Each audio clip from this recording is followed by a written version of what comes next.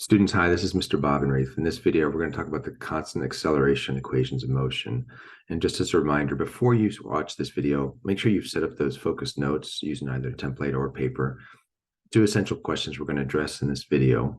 The first one is, what are the constant acceleration equations of motion and when can I use them? And the second question is, what strategies can I use for more complicated problems that involve these constant acceleration equations? So if we talk about a couple of the things before we start the video, I just want to remind you, I highly recommend that you avoid mindlessly copying what you see on this video. If you find yourself drifting off into a zone, pause and refocus yourself. Do something to just make sure you're actively thinking about what I'm saying during the video. I strongly recommend you don't write down everything you see on the slides. Try and think and shrink, as we've talked about throughout the year. And you should definitely write down things that I tend to emphasize for some reason or seem key to you.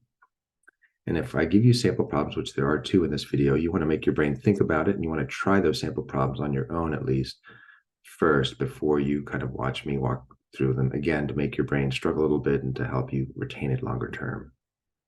If you're still confused by the end of this video about anything that I've said, you want to identify it as a point of confusion so you can remember to ask a classmate or myself in the coming days.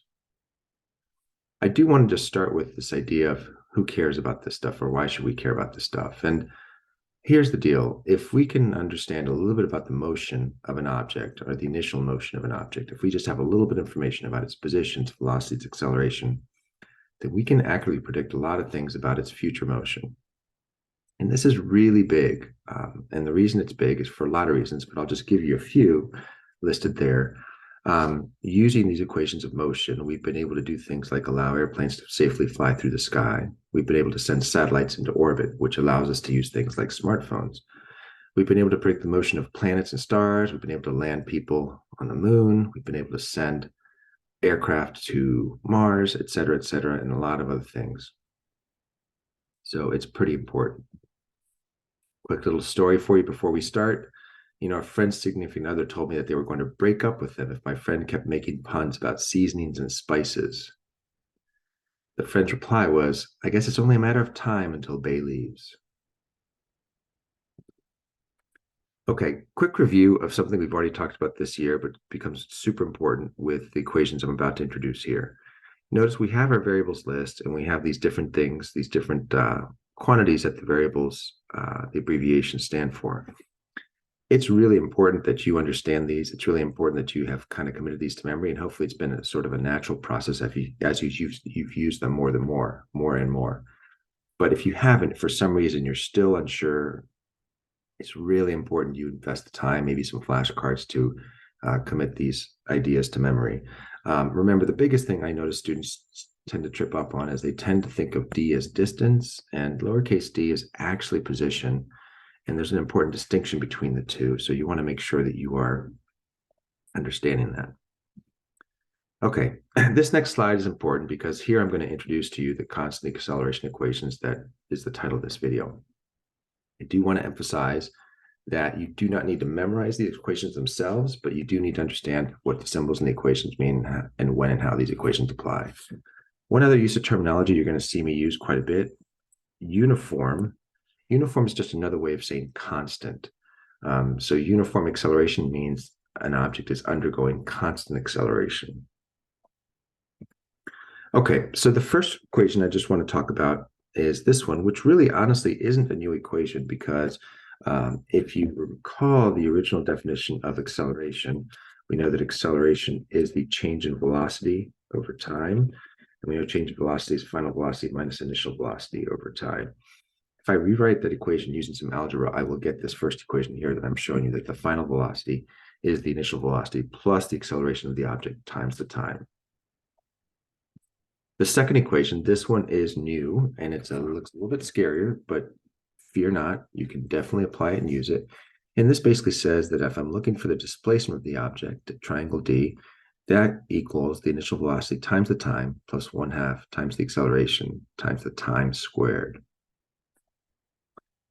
The third equation states that the final velocity squared of an object equals the initial velocity squared plus 2 times the acceleration of the object times the object's displacement. Finally, the last equation of constant acceleration states that the change in position or the displacement of an object equals the sum of the initial velocity plus the final velocity divided by 2 multiplied by the change in time. I want to emphasize something. In class, I may walk through a derivation of one or more of these equations, but you will not have to know the derivations for these equations. But please know that these have been derived using algebra techniques and also using some of the geometry that we've been talking about, especially with area under the curve. There's also another way to derive these using calculus, but that's not something I'm going to go into, obviously. Two important notes about these equations. The equations on the previous slide can only be used if an object's acceleration is constant. And if an object changes its acceleration in the middle of a problem, you have to split the problem into parts and analyze each part separately. Okay, so if this is your first time looking at this DGUESS method, then you probably want to take more notes on this slide than, say, if I've already introduced this idea in class. If I've already introduced this idea in class, then what I want you to really focus on is what I've highlighted in yellow. But let's just quickly review. This is an incredibly helpful problem-solving approach and one that sometimes I will require you to use. And DGUESS stands for basically doing these steps in order, where you make a drawing of the problem, you list the givens, you list the unknowns, you list the equation or equations you're going to use, and then you solve and substitute to complete the problem. With the drawing, basically, again, you're setting up a coordinate system, you're defining one direction as positive and the opposite direction as negative. With the givens, here's the new part for those of you who are already familiar with DGUESS. We're going to be using a table to kind of list our givens and organize our thinking. And that table is going to have the variables that are listed here: the displacement, the initial velocity, the final velocity, the acceleration, and the time. And you're going to hear me refer to it as a dvivat table, just for abbreviation purposes. So a dvivat table is going to be really important to you as you approach these problems. And with the unknowns, what you're going to do is you're going to basically put a question mark in that part of the table with the quantity that you're looking for. The equation, as usual, you're always going to write down the equation without substituting numbers. In other words, just letters first. And then the solve and substitute is basically done together. You solve for the unknown. I highly recommend you use algebra to solve for the letter that is your unknown. So you keep it as only letters. And then you put in the numbers at the end. And again, I've said this before. I know some students prefer to substitute the numbers, then solve. And while it's not recommended by me, I do accept that as a legitimate way to approach that last part of the problem. Okay, so let's apply this to a sample problem here. And what you have here is you have a Thorns player starts from rest and accelerates uniformly at 3 meters per second squared over a distance of 10.0 meters. What is her velocity at the 10.0 meter point? Use DGUESS. Notice I've already laid this out with the typical DGUESS. And notice on the right there, I've got our constant acceleration equations that we can refer to as we need to. Notice this is a little different. You may have seen a problem like this before, where basically I give you the time that it's accelerating, but in this case, I've given you the distance over which they accelerate, and I want to know what their final velocity is at the 10-meter point. So we can't use any of the equations that we've used before. We do have to use these constant acceleration equations. The other thing that you'll notice, I just added there the dvivat table that I was talking about, and we're going to use it here momentarily. So let's go ahead and solve this problem. As usual, I will make my drawing. And by the way, if you are watching this video, remember, I recommend you kind of pause this at this moment and see if you can solve it, or see how far you can get without watching me solve it. Okay, so here we go. Excuse me. Got my drawing. And there we go. I've identified to the right as positive, to the left as negative. I've started the player at the 0 mark. And so we're done with the drawing. Now, with the givens part of this is where we have to carefully read the problem to take out every single bit of information that we can about the situation. So notice it says starts from rest. This is where you really need to pick up on phrases. So from rest, that means that the initial velocity of the Thorns player is 0 meters per second. So this would be the initial velocity, and I will write that as 0 here. Okay, and then it says accelerates uniformly. This is the key words that tell you, oh, the acceleration is constant.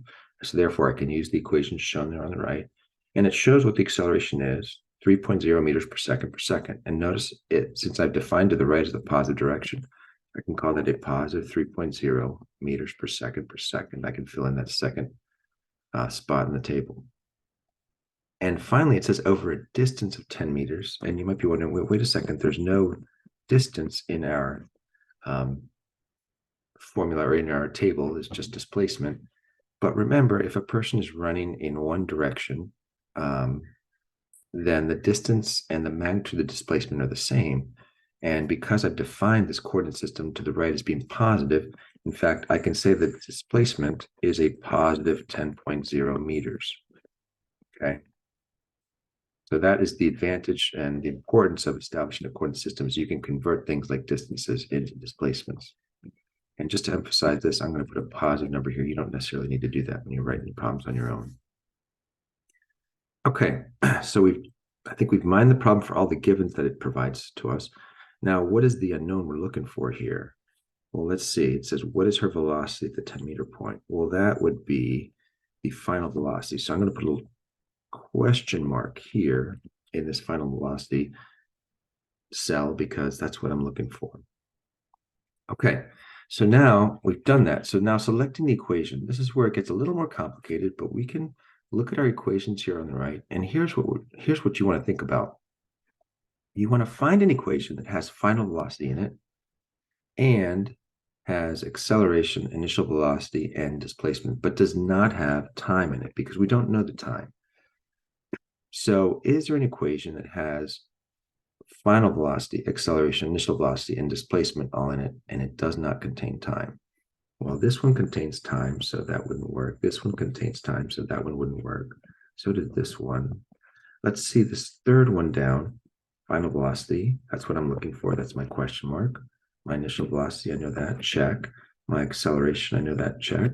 And my displacement, I know that, check. So notice I've got check marks on every variable in that third equation except for the final velocity, which is what I'm looking for. So that's the one we want to use. And note what I did there. I basically used that dvivat table to kind of organize my values and then use the equations to figure out which one would work based on what I know, what I'm trying to find out. So there I've written the equation that says the final velocity squared equals the initial velocity squared plus 2 times the acceleration times the displacement. And so now I'm in the solve and substitute. The solving is easy because I'm looking for final velocity. So I actually kind of already done that since I've written the equation. I'm going to keep it as squared until the last step here. So now what I'm going to do is I'm going to substitute in the numbers. So the initial velocity we know is 0. So that's 0 squared plus 2 times the acceleration, which is 3.0 meters per second per second. And then the displacement we know is a 10.0 meters. So doing a little bit of algebra, 0 squared is 0. So that goes away. 2 times 3 is 6. 6 times 10 is 60. So I have 60.0 is final velocity squared. So what do I have to do then to finish the algebra on this? I have to take the square root of both sides. When I do that, I'm going to get the final velocity equals the square root of 60. Okay, and we know that the square root of 64 is 8, and the square root of 49 is 7. So it's between 7 and 8, and it's closer to 8 than 7. And remembering our significant digits, we have 2 significant digits up here in 3.0. So it's going to be about 7.7 meters per second is the final velocity for the Thorns player after they've traveled a distance of 10 meters. Okay, so notice how we did that. Just a quick review. We applied DGUESS, and we used the dvivat table to figure out what we know, what we're looking for, and then we used the equations on the right to figure out which one would work best for us. By the way, there's often more than one way to solve these problems, and you could have actually gone a different route and solved for time first, and then used your time value with a different equation to solve for the final velocity. So if you were thinking that way, that's not a bad idea. It just might mean that you take a little longer or you take a couple of steps to get there. Let's do one more problem. In this problem, we have a car initially traveling at 7.0 meters per second uniformly, It uniformly speeds up for 4.0 seconds at a rate of 5.0 meters per second. And the question is, how far does it travel in those 4.0 seconds? And again, we want to use DGUESS.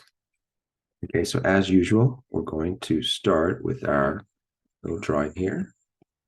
Draw a little car. Draw our coordinate system. Define one direction as positive, the other direction is negative. Decide where the car is starting. I'm going to say 0. Awesome. What are our givens?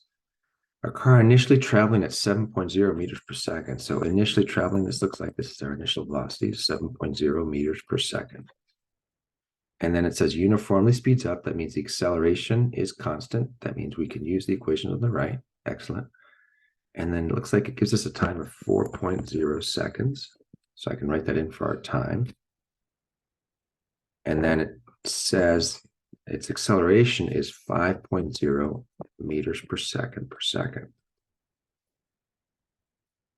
Okay. And the question is, how far does it travel? So, whoops. So, how far does it travel? This is our question mark here, delta D, displacement. That's what we're looking for. Okay, so again, using the logic that we were talking about earlier, we want to look over to our equations here on the right, and we want to figure out which equation will help us out, which one includes displacement and includes initial velocity, acceleration, and time, but maybe doesn't include final velocity. So notice this one includes final velocities. This one won't work for us, or won't be the most direct route, we could say. This one includes final velocity. This one has final velocity. So I've kind of X'd out the ones that have final velocity in it. So does this one work? Let's just double check the second one down. Let's say we do know the initial velocity. We do know the acceleration. We know the time. And we're looking for the displacement. So yes, that's the one for us. So let's go ahead and write that one in here. Displacement equals the initial velocity times the time plus 1/2 times acceleration times time squared. And once again, the solving has been done for us, or we're lucky in the sense that this equation already kind of is laid out to tell us to solve for what the unknown is, the displacement. So now we can basically write this equation again, and then we can substitute in. So we have the initial velocity of 7.0 meters per second. We have the time of 4.0 seconds. And then 1/2 times the acceleration of 5.0 meters per second. And then we have the time squared. Okay, so 7 times 4 is 28. 1/2 times 5 is, well, let's do it this way. 4 squared is 16. Multiplied by 1/2 is 8. Multiplied by 5 is 40. So we have 28 plus 40. So we get to the result that the displacement is 68 meters. Okay. And so with that, we've solved, and we've learned that the car that was initially traveling at 7 meters per second and sped up for 4 seconds at a rate of 5 meters per second traveled a total distance or displacement or a change in position of 68 meters in those 4 seconds. Okay, so again, just to recap, notice how we're using DGUESS to simplify or break down into separate steps a really complicated problem, and we're using our dVivat table to figure out which of these equations on the right will work for us. I do want to emphasize again that there's more than one way to solve this problem. You could have, for example, solved for the final velocity first, and then after you got the final velocity from this equation, the first equation, you could have come down here to the last equation and solved for the displacement. And if that's the way your brain thinks, that would be totally legitimate as well. Okay, so hopefully you have understood and have a little bit more knowledge now about these 2 essential questions. If you have further questions, please feel free to make sure you reach out to me, your teacher, or classmates, and thank you for watching.